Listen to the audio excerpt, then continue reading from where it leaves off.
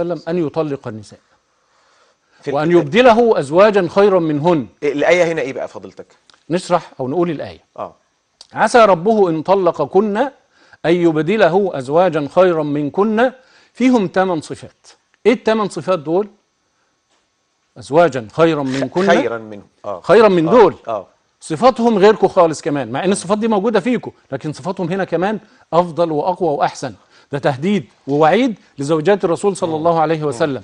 النبي مش فاضي، النبي بيبني دوله، ما تعملوش المهاترات دي تاني، والا عسى ربه ان طلقكن ان يبدله ازواجا خيرا منكن مسلمات مؤمنات قانتات تائبات عابدات سائحات ثيبات وابكارا. سيبات وابكارا ليه بقى؟ يعني المؤمنات القانتات التائبات العابدات السائحات معروف بيعملوا ايه، لكن سيبات وابكارا هنا ليه؟ للتنويع.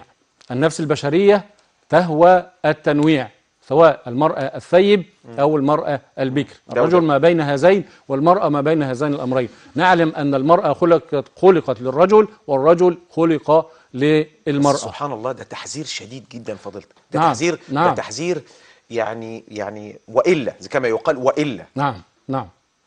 قبل ما أعدي القصة بقى اللي هي قصة بقى إفشاء الأسرار، النبي صلى الله عليه وسلم قال للسيدة حفصة: اكتمي علي هذا الأمر ولن أفعله أبدا، يعني ما تقولش لحد.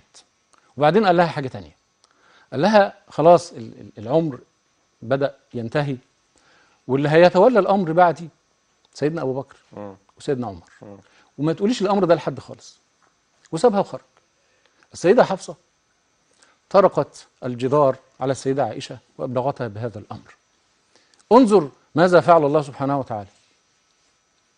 نبأ رسوله صلى الله عليه وسلم بأن السيدة حفصة أفشت سره للسيدة عائشة. هنا سر من أسرار البيت. أسرار